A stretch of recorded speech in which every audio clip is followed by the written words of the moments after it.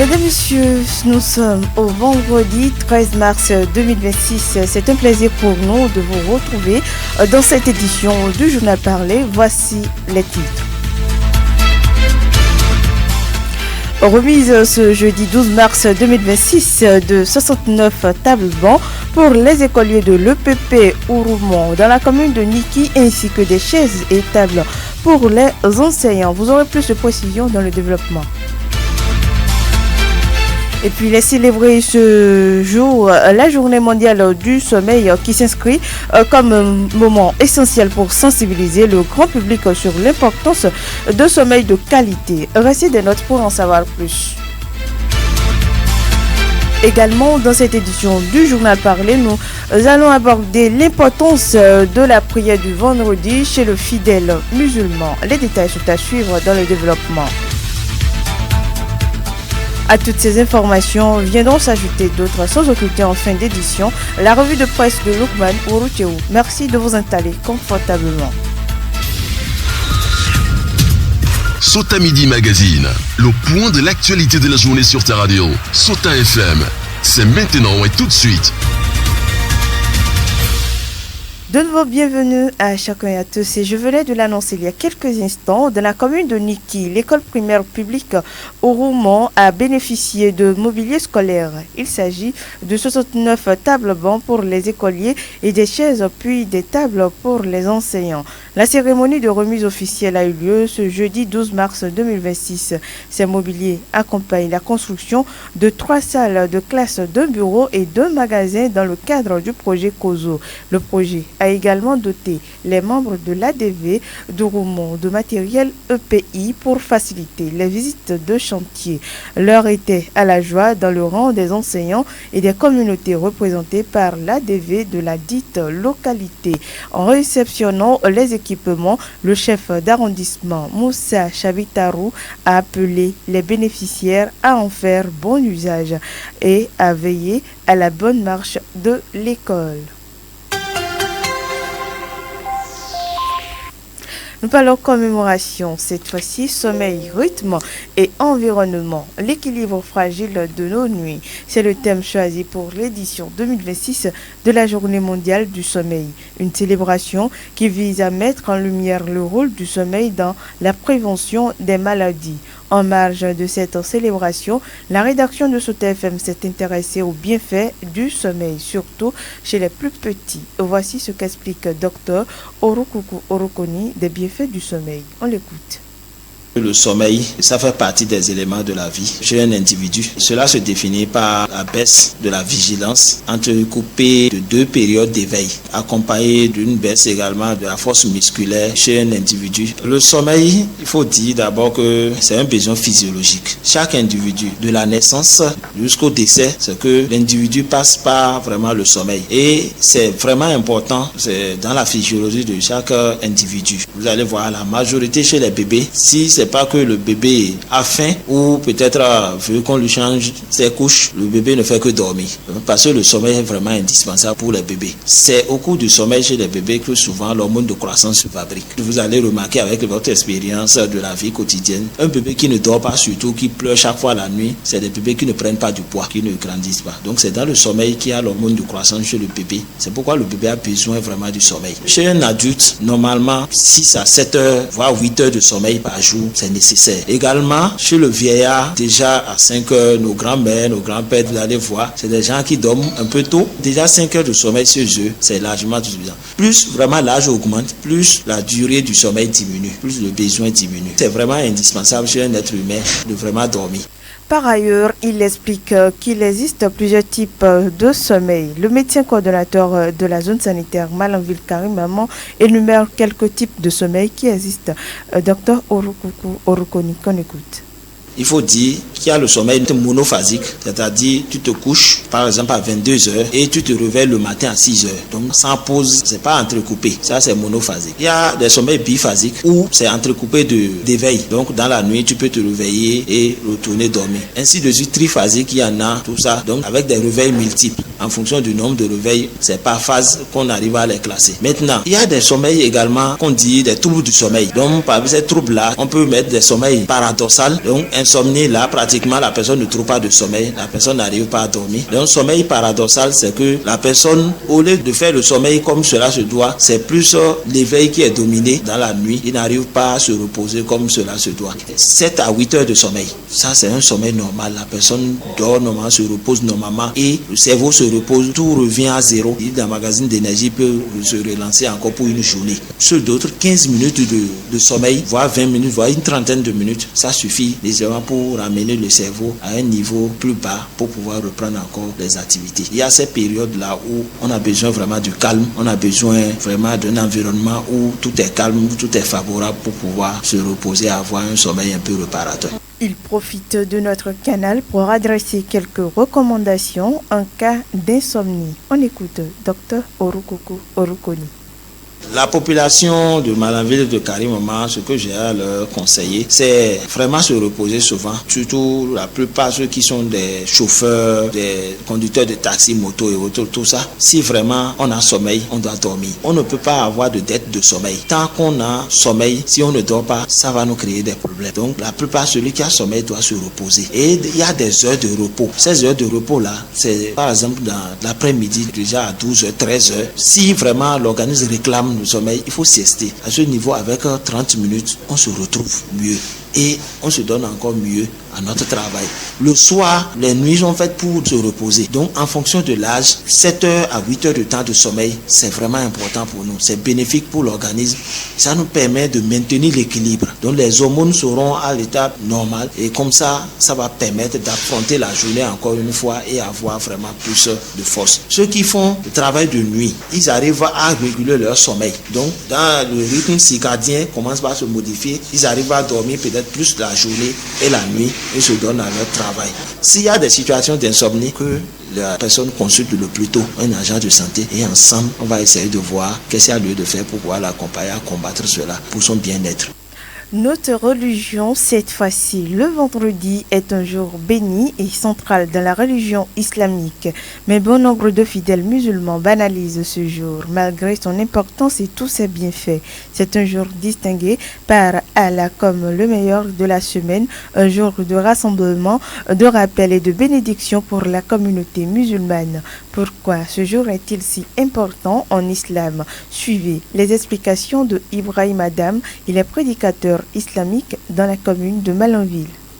Alhamdulillah, wassalatu wassalamu ala rasulillah wa ala alihi wa sahbihi ajma'in. Le vendredi est très important pour la communauté musulmane en général parce que c'est un jour de la fête pour la semaine. Nous avons 3 sortes de fêtes dans l'islam. Il y a la fête de Ramadan, il y a la fête de Tabaski et la fête de la semaine qui est le vendredi. Parmi les recommandations, il y en a plusieurs, on peut en citer au moins 6 à 5 ans. Depuis la nuit du vendredi jusqu'au matin et le soir du vendredi, le prophète nous a recommandé de faire beaucoup de salat. Ce qu'on appelle Allahumma salli ala Muhammad wa sallim. En dehors de ça, il nous a recommandé de se laver. Après le lavage, de se parfumer, les hommes et non les femmes. De se parfumer, tout parfum que l'odeur est bon, c'est-à-dire de te mettre en propre pour que ton odeur soit propre parce que tu veux faire des rencontres avec ton créateur. Donc tu te laves, tu te rinces les bouches, tu te parfumes. Mais au niveau du parfum, c'est spécialisé pour les hommes et non les femmes. Le 4e, d'aller très tôt à la mosquée. C'est-à-dire, faut pas laisser tout juste l'appel du sermon avant d'intégrer la mosquée. Il faut aller bien avant à la mosquée.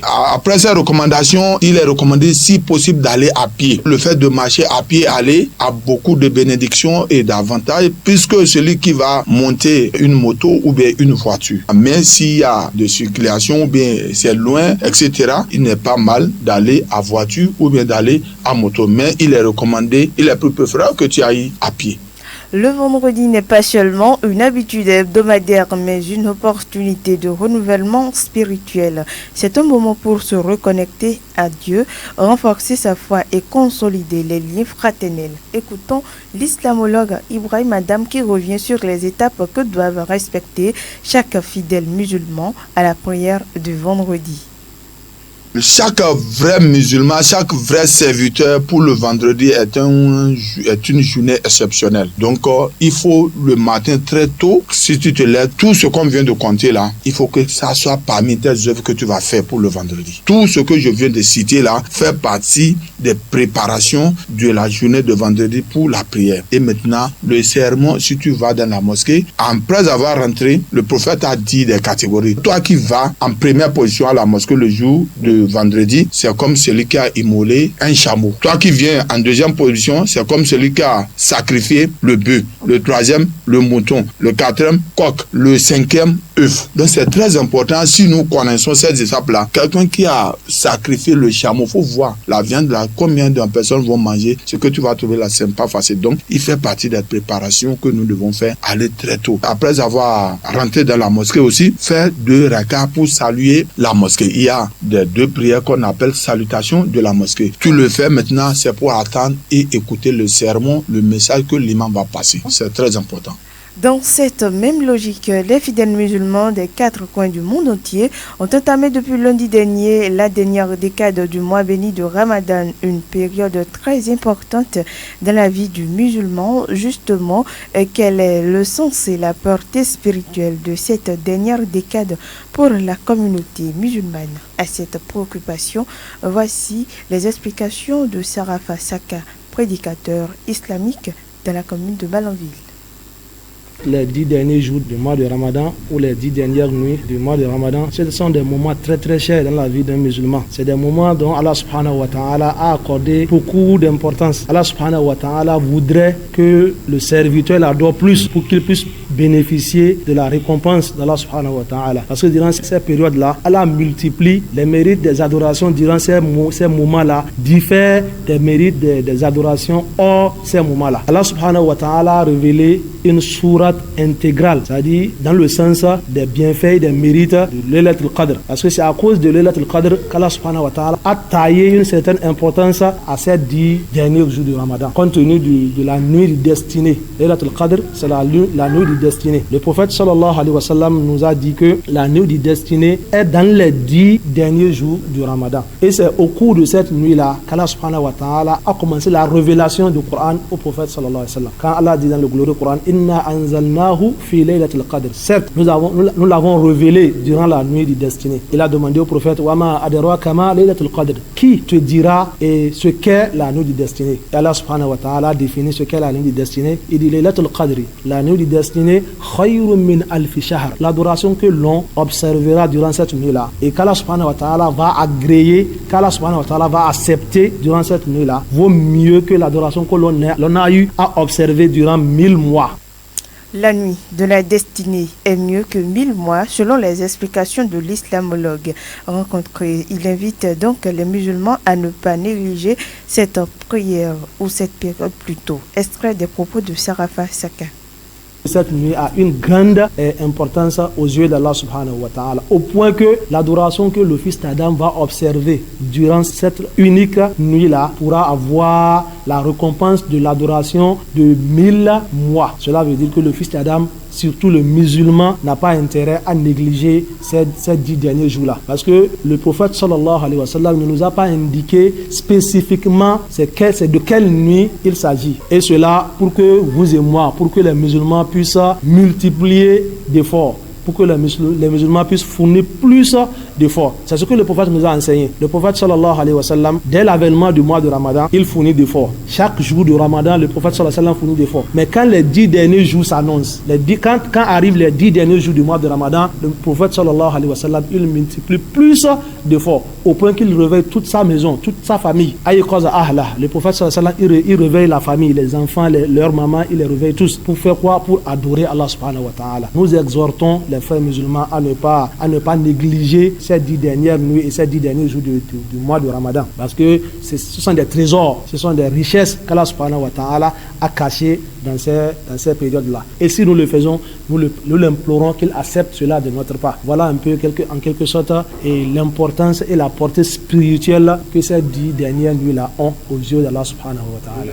Selon notre source, tout acte d'adoration est recommandé aux fidèles musulmans en cette dernière décade du mois de Ramadan. Le prédicateur islamique profite donc de l'occasion pour inviter chaque musulman à plus d'efforts en cette période importante. On écoute Sarafa Saka. Tout acte d'adoration, que ce soit les prières surrogatoires, c'est-à-dire les nawafil, la lecture du Coran, l'aumône, tout ce qui est acte d'adoration est recommandé aux musulmans durant ces 10 derniers jours et ces nuits-là. Aïcha, la femme du prophète sallallahu alayhi wa sallam, la mère des croyants, a demandé au prophète si effectivement Allah m'accordait longévité jusqu'à ce moment-là. Qu'est-ce que je dois faire? Qu'est-ce que je dois dire? Le prophète lui a demandé, il faut dire Allahumma innaka afuwun tuhibbul afwa fa'fu anni. Allahumma innaka afuwun. C'est Allah qui est le pardonneur, c'est lui qui pardonne. Tuhibbul afwa, et tu aimes le pardon. Fa'fu anni, pardonne-moi mes péchés. Donc voilà en quelque sorte l'invocation auquel les musulmans doivent s'attacher durant ces 10 dernières nuits-là. Parce que c'est ce que le prophète sallallahu alayhi wa sallam nous a enseigné. Veiller ces 10 dernières nuits-là en adoration, en prière. C'est ce que le prophète sallallahu alayhi wa sallam a l'habitude de faire. Le prophète a prié au point que ses pieds se sont enflés. Et la femme lui a demandé, prophète sallallahu alayhi wa sallam, tu fais tout ça là, alors qu'Allah t'a déjà pardonné tes péchés? Le prophète a répondu à Aïcha radiyallahu anha, ne veut pas que je sois reconnaissant envers Allah subhanahu wa ta'ala. Si le prophète est reconnaissant envers son Seigneur, vous et moi frères musulmans, comment est-ce que nous devons être? Donc ça c'est un appel vif à l'endroit des frères musulmans et ne pas négliger ces 10 dernières nuits là. Ces périodes, ce sont des périodes très très chères aux yeux d'Allah subhanahu wa ta'ala. Et Allah seul sait qui verra l'an prochain. Mesdames et messieurs, nous prenons une courte pause. Sota Info Midi, le point de l'actualité sur ta radio. Et cette fois-ci, nous parlons économie. Flambée du prix du plateau d'œufs, Malanville est au cœur de cette réalité. Depuis des jours rapprochés, le tenancier des cafettes pointe du doigt cette période du mois de Ramadan. Vendu autrefois à 2600 francs, l'œuf est aujourd'hui vendu à plus de 3000 francs. Le plateau. Suivez les précisions avec les responsables des cafettes rencontrés par une équipe de la rédaction. Effectivement, l'œuf est cher. Au début, l'œuf là, c'est à 2500, on achète ça. Mais quand le carême a commencé, c'est devenu en même temps 3750. Il y a d'autres cafétérias, les gens sont laissés, ils ont continué avec sardines et saucisses. Bon, chez moi ici, les gens n'apprécient pas saucisses. Donc, il faut obliger d'acheter l'œuf là forcé. Donc, on n'a pas le choix, on achète ça comme ça et on se débrouille. Si tu achètes, tu augmentes le prix, les clients se plaignent encore que, bon, comment se fait-il que tu vas le vendre? œuf, par exemple, si tu achètes ça à 3750, tu voulais vendre ça à l'unité à 250 ici, bon, les clients se plaignent encore. On est obligé de vendre ça à 200 l'unité. Bon, ça ne nous arrange pas parce que là, tu calcules déjà piment, oignon et l'argent de gaz, l'huile. Toi-même, tu vas voir que avec déplacement que tu as pris pour aller acheter, tu calcules tout ça là, tu vas voir que bon, ça ne nous arrange pas, mais on n'a pas le choix. Avant, œuf de plateau, c'est à 2500. Mais au début du carême, ça change de prix. Ça revient à 3400. C'est le début du carême, ça commence. Disons, si le carême va se terminer là, ça peut revenir à 4000. Moi, je ne sais pas pourquoi ça arrive jusqu'à ce niveau. Au début, ceux qui viennent acheter, eux-mêmes, ils savent déjà que c'est à là. C'est à telle somme, ils payent. Mais quand les choses sont augmentées, s'ils viennent là, si nous aussi on exprimé que voilà comment ça se passe. Des fois il y a les gens qui passent comme ça, il y a les gens qui refusent. Au marché c'est à 3400. Les bords d'eau qui vont au bord de la voie là, eux vendent ça à 3800.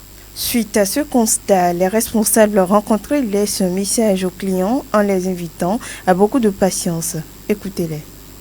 Dans la vie, on dit faut risquer. Il faut perdre d'autre part et accueillir d'autre part. Parce que ceux qui ont laissé œufs là maintenant, ils sont en train d'utiliser sardines et saucisses seuls.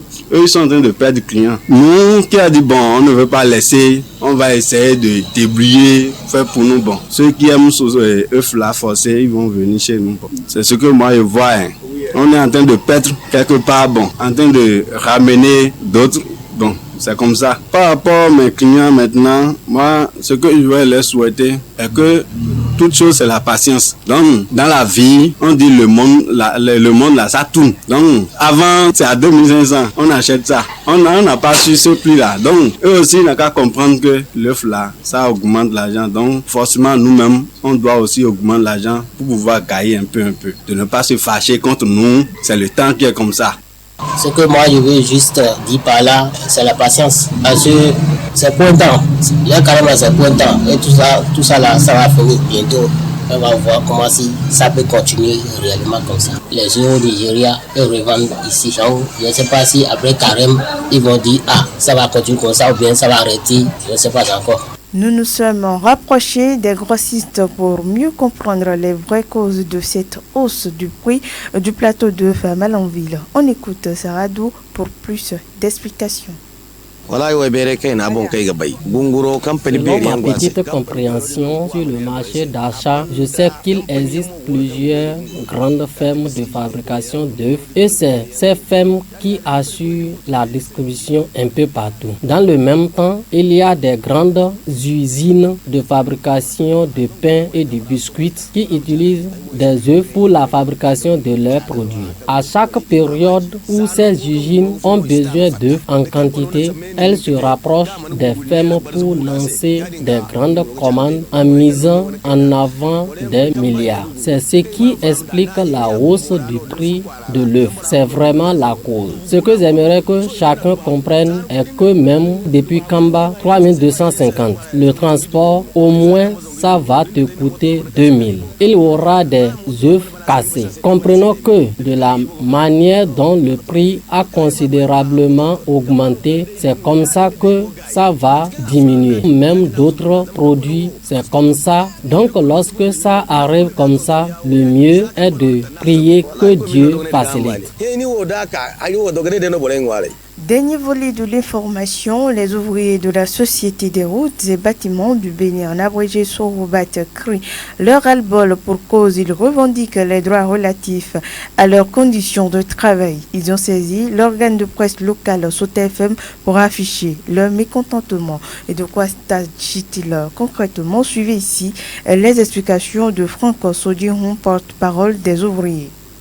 Et nous revendiquons certaines choses que l'entreprise ignore depuis fort longtemps. Et il y a de cela quelques jours passés, il y a eu des incidents qui se sont passés sur le chantier. On n'a pas eu gain de cause suite à ces incidents-là. Donc on a voulu procéder par ce moment-là maintenant pour réclamer nos droits. Nous réclamons d'abord les primes de risque relatives aux conséquences du danger que nous courons sur le chantier. L'augmentation et la réglementation du salaire, notre salaire est minable. On ne peut pas travailler sur un tel chantier risquant où on est livré, on est au front et nos salaires seront les mêmes comme les autres chantiers. Quand on prend les chantiers de BTP au Bénin, quelle entreprise paye encore 60 000 francs aux manœuvres? Les chauffeurs VL, chauffeurs pick-up sont à 70 000. Les conducteurs de camions, 110 000.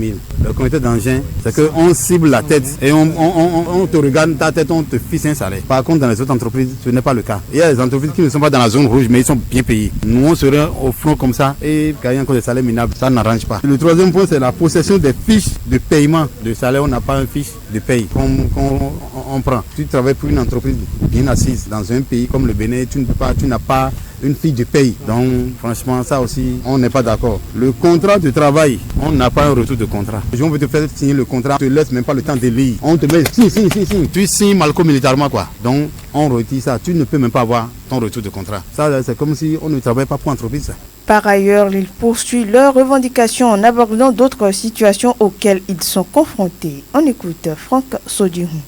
Notre quatrième point, c'est la réglementation des heures de travail, surtout sur le chantier Guinée Karimama. Au début, ils nous ont dit, vous allez à 7h, vous sortez à 17h. Au début, c'était 16h. Avec le temps, ils ont fermé les yeux sur affaire de 16h, ils nous ont amenés à 17h. Maintenant, un chantier sur lequel vous-même, vous savez que c'est risqué, et vous demandez aux ouvriers de sortir à 17h. En temps normal, les ouvriers doivent commencer par ranger. Ceux qui sont loin doivent commencer par quitter à 16h pour être au point de rassemblement à 17h avant de savoir comment rentrer. Maintenant, eux, c'est à 17h, là, maintenant, on vous dit de commencer par ranger les choses. Ce qui fait que même juste à 19h, il y a des conducteurs qui sont encore dans la brousse. Ça veut dire que leur engagement pris eux-mêmes vis-à-vis de nous n'a pas été respecté sur ce plan. Donc tout cela aussi, on a décidé de voir clair dans ça. Nous réclamons une chose plus importante parce qu'on travaille pour une entreprise qui, au début, nous a habitués sur gilet. Mais regardez, gilet.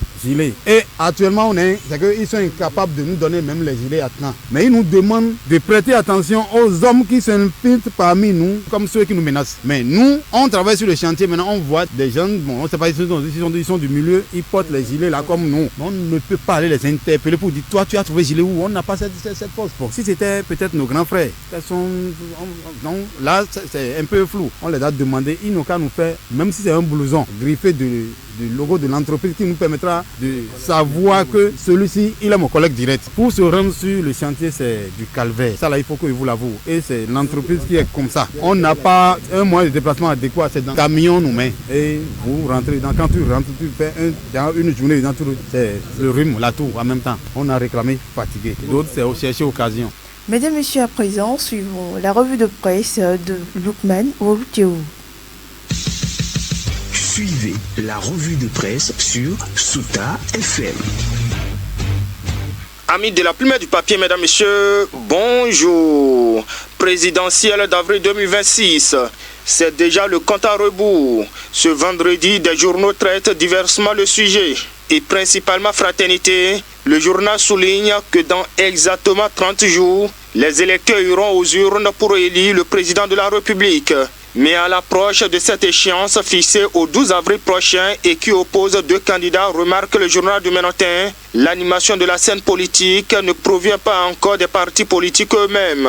Sur le terrain, ce sont surtout les mouvements politiques, pour la plupart non affiliés officiellement à des formations partisanes, qui multiplient les activités, occupent l'espace public, constate le canard qui retient en manchette le compte à rebours d'une course avec l'activisme des mouvements politiques. Là-dessus, l'autre quotidien dénombre près d'1 millier de mouvements mobilisés pour le triomphe légitime du dieu Wadaï Talata. Et à l'opposé, Paul Oumper, rapporte l'informateur, appelle à la création des forces coalisées pour un Bénin émergent. Mais que proposent les candidats en lice? Se préoccupe la priorité. Le journal interroge l'approche des candidats dans le domaine de l'agriculture. À 29 jours de l'élection présidentielle, agriculture, quelle est votre approche, chers candidats? Placard en manchette le journal. Visiblement bien introduit, l'informateur annonce le lancement prochain du projet de société de Romiadou Wadaï.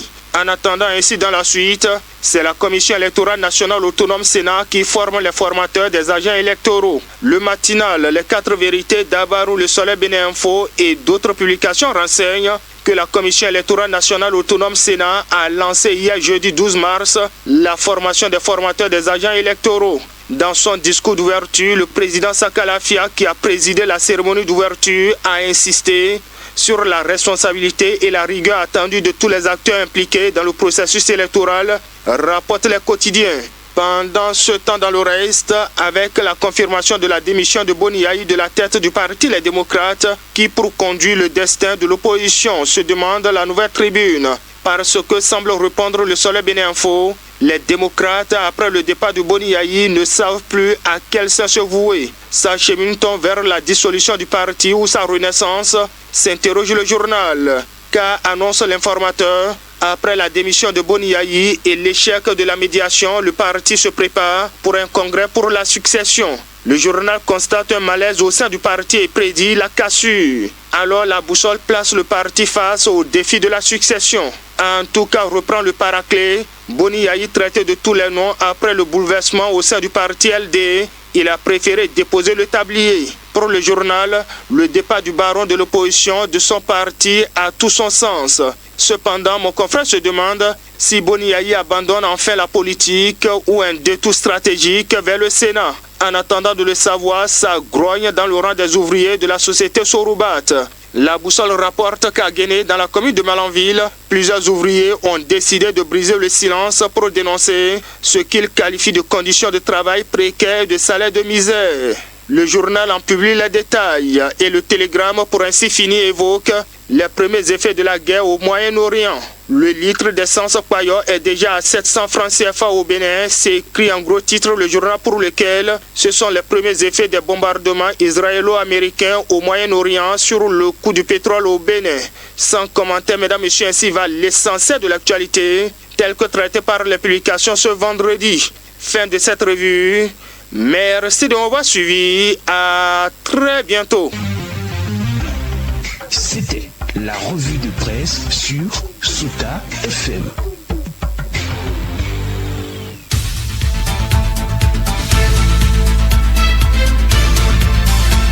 Mesdames, Messieurs, ce sera tout pour cette édition du Journal Parlé. Merci pour votre attention à la présentation. Doka Sorisha, je suis mise en onde Aboubakar Doko. Bonne prière à la communauté musulmane et excellente suite de journée à chacun et à tous. C'était Sota Midi Magazine, le rendez-vous informatif de la mi-journée sur Sota.